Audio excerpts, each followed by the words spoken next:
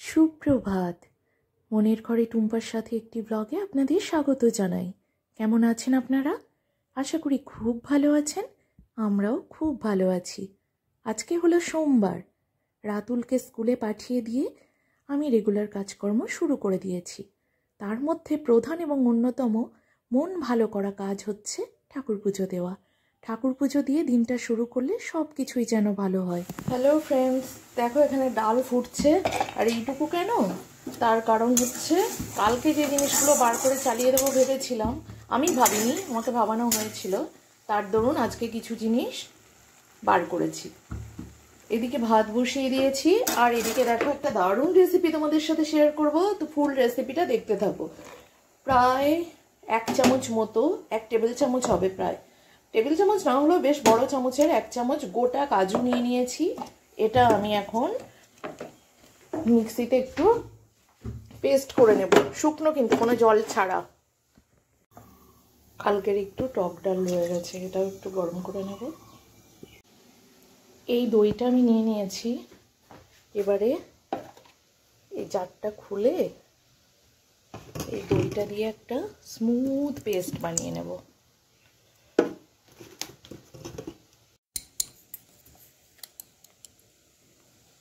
নুন, চিনি। দেখো বন্ধুরা কতটা একটা স্মুথ পেস্ট তৈরি হয়ে গেছে। এটা আমি ঢেলে রাখবো। এই গ্রাইন্ডার জারের মধ্যে নিয়ে নিয়েছি 2টো মাঝারি সাইজের পেঁয়াজ টুকরো করে, 4টে কাঁচা লঙ্কা আর 2 কোয়া রসুন। এই যে এটা আমি একটা পেস্ট বানিয়ে নেব। আদা বাটাটা আমার রয়েছে, না হলে এতে একটু আদা দিয়েও বানানো যেত।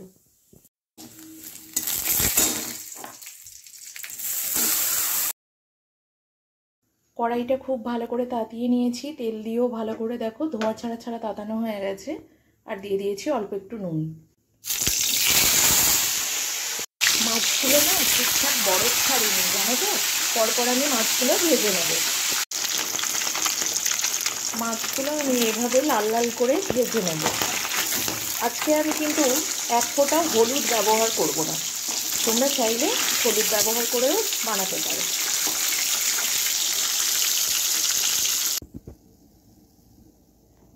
ওই তেলের মধ্যে দিয়ে দিচ্ছি গোটা জিরে, তেজপাতা আর গোটা গরম মশলা, এলাচ, লবঙ্গ, দারচিনি। এবারে এর মধ্যে আমি দিয়ে দিচ্ছি কুচিয়ে নেওয়া পেঁয়াজ।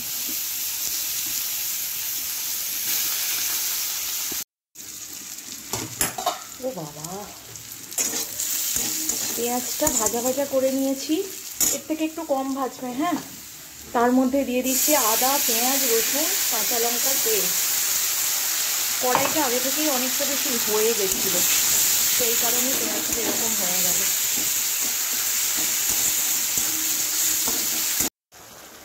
অল্প একটু লঙ্কা গুঁড়ো দিয়ে আমি ভালো করে মশলাটা কষিয়ে নেব। এখানে তোমরা যারা চাও তারা কিন্তু হলুদ গুঁড়ো ব্যবহার করতে পারো, কিন্তু দই জাতীয় কোনো জিনিস রান্না করলে আমার সেটা একটু সাদা সাদাই ভালো লাগে। তাই আমি এখানে কোনো হলুদ গুঁড়ো বা কালারের জন্য কাশ্মীরি লঙ্কার গুঁড়োও ব্যবহার করছি না। এই যে লাল লঙ্কার গুঁড়োটা দিলাম না, এটা না দিলেও হতো, কিন্তু তাও আমার ইচ্ছে গেল তাই দিলাম। এবারে একটু কষানো হয়ে গেছে। এবারে আমি দিয়ে দেবো এই যে কাজু আর টক দই নুন চিনির মিশ্রণটা আমি বানিয়ে রেখেছি, এটা পুরোটাই দিয়ে দেব। বাটি ধুয়ে একটু জল দিয়ে দিচ্ছি। তেজপাতাটা না দেখতে বড্ড খারাপ লাগছে, চাইলে ফেলে দিতেও পারো, নাও পারো, কিন্তু আমি আজকে এটা ফেলে দেব।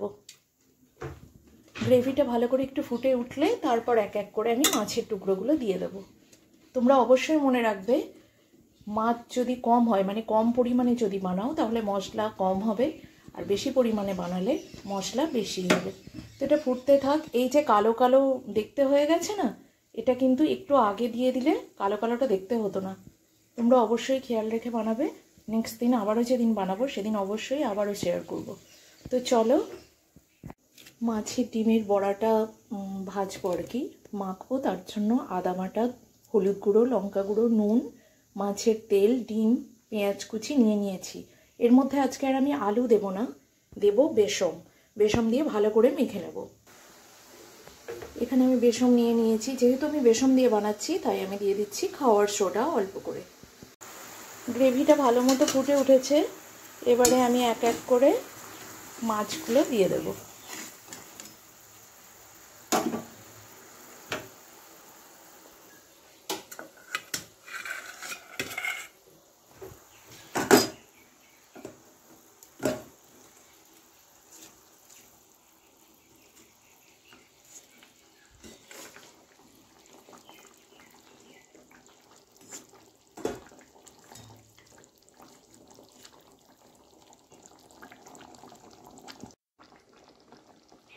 মিনিট 3-4 সময় ধরে একটু ফুটতে দেব।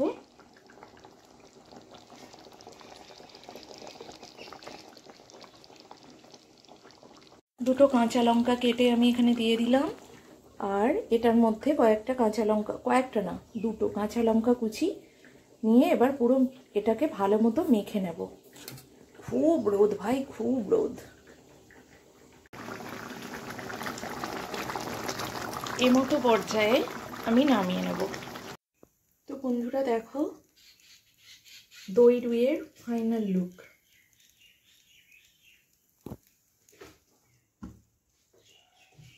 এবারে আমি মাছের ডিমের বড়াটা ভেজে নেব।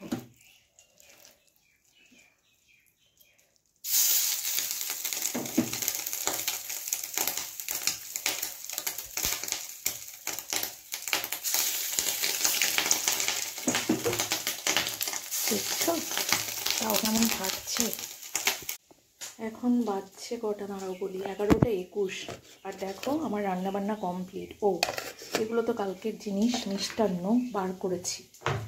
এই যে রসুন দিয়ে কলমি শাক ভাজা, কালকের বেঁচে যাওয়া কলাই ডাল, টক ডাল, এটা কি, ও উচ্ছে চচ্চড়ি, আলুর ঝাল, আহা শুক্তো,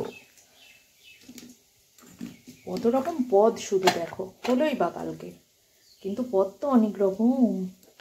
আর এই যে আজকে রুই, কি বলে, দই রুই, বাবা। আর এই যে মাছের ডিমের বড়া। চলো হ্যাঁ, কিরকম রোদের প্রকোপটা দেখো, পুরো জ্বালা করছে মনে হচ্ছে চোখ দেখেই। এখনো কিছু বাসন ধুয়েছি, কিছু বাসন কলপারে নামছে, রান্নাবান্না করে গ্যাস মুছে তবে বাকি কাজ। বাবা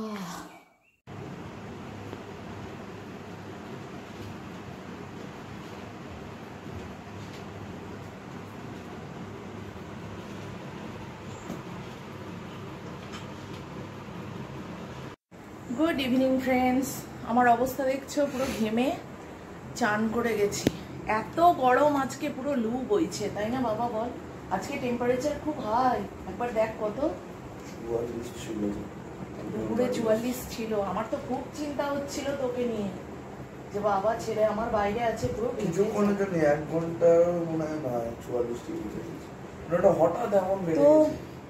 খুব শরীরটায় কষ্ট হচ্ছে, জানি না গ্যাস হয়ে গেছে কিনা, বুঝতে পারছি না। একটু শুকনো মুড়ি আর একটু দুজনে মিলে ব্ল্যাক কফি খাবো, যেটা আমার ছেলের ইচ্ছে, তাই এখন দুজনে বসে বসে এটা খাবো। আর আমি বসিয়ে এসেছি দুধ, কারণ দুধটা ওবেলায় জাল দেওয়া হয়নি, তো সেই কারণে দুধটা জাল দিতে বসিয়েছি। কি বাবা, বাবাকে একবার, ছোট বোনটা কই, মুড়ি শেষ হয়ে গেছে, মুড়ি আনতে বলতে হবে। হ্যাঁ তো চলো বন্ধুরা, মুড়ি শেষ হয়ে গেছে, এখন মুড়ি নিতে গিয়ে মনে পড়লো ভুলে গেছি, কি করব, মুড়িটা নিয়ে আসতে বলি। গৃহস্থ বাড়িতে চাল, আটা, মুড়ি এগুলো বাড়ন্ত না হওয়াই ভালো, বাড়ন্ত হলে বড্ড চিন্তা হয়। তো দুধটা বসিয়ে দিয়েছি, দেখো দুধটা জাল হোক, তারপরে সে দই বসাবো। আর হ্যাঁ, ওই দেখেছো টক দইয়ের প্যাকেট, এই দুটো আমাকে বলতে হবে। আজকে জানো তো আমার এক ননদের আশীর্বাদ ছিল। এ বাবা জল আছে?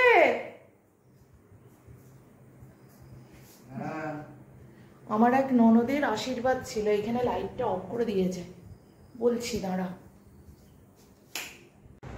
এখন ঘড়ির কাঁটা 6টা 40-এর ঘরে, দাঁড়াও আগে বসি।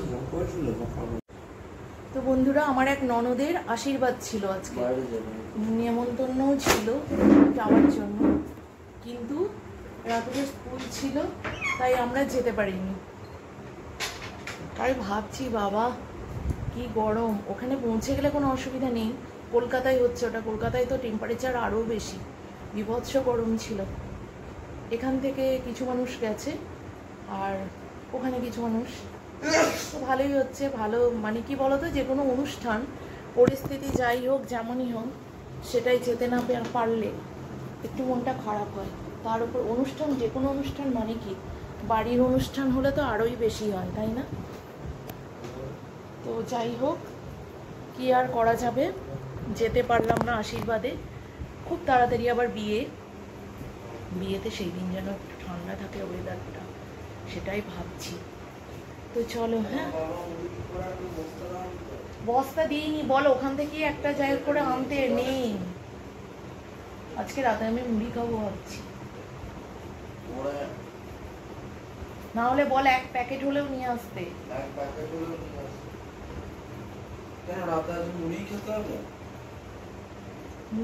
মুড়ি খাওয়ার ব্যবস্থা করেছে, গরমে আর ভালো লাগছে না রুটি খেতে। তোরা রুটি খেলে রুটি বানিয়ে দেবো, সেটা পরের কথা, বাবা কি বলছে সেটা দেখ। মুড়ির জায়গা দিতে ভুলে গেছি, আনবে কি করে। আমাদের তো একেবারে অনেকটা পরিমাণে মুড়ি আনে, মনে হয় 4 কেজি না কত করে, না 5 কেজি, যাই হোক আমি হতে চাই। একটা মুড়ি আনার একটা বস্তা আছে, ওটা দিয়ে নিয়ে আসি। তাহলে চলো, হ্যাঁ কফিটা খাই।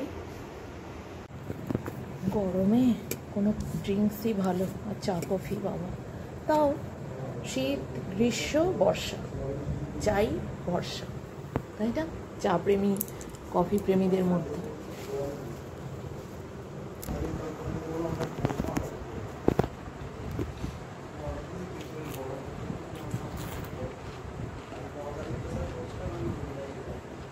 যখন প্রয়োজন হয় তখন তোমার মনে পড়ে।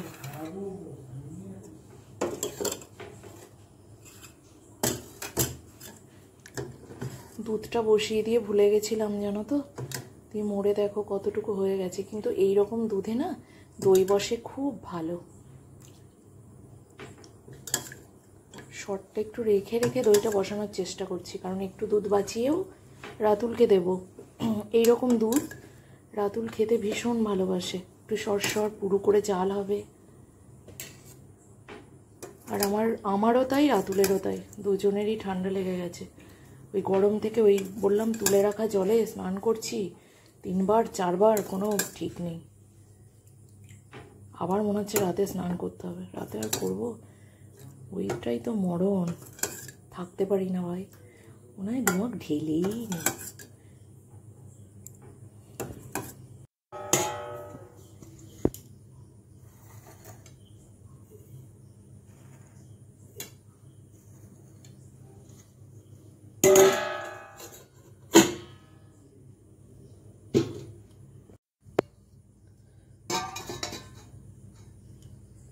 খাওয়া দাওয়ার পর এখন শোন পাবি,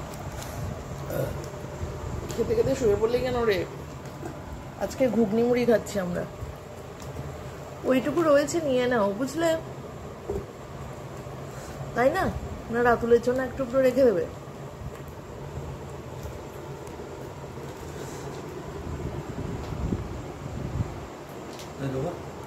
এখানে দিও না, তোমার দিয়েই দিলে, দাও। চলো আজকে রাতে ঘুগনি মুড়ি নিয়ে নাও, দুজনেই নিয়ে নাও, আর রেখো না, ওইটুকু কি রাখবে? আমাকে দিও না তুমি, রাতুল তুই নে। তাহলে বন্ধুরা, খুব পান্তা খেতে ইচ্ছে করছিল জানো তো, কিন্তু চাইলেই বা সঙ্গে সঙ্গে পান্তা পাবো কোথায়? ভাতে জল ঢেলে সঙ্গে সঙ্গে খেতে মন চায় না। এখন 10টা 17 বেজে গেছে, আজকে অনেক দেরি হয়ে গেছে খেতে।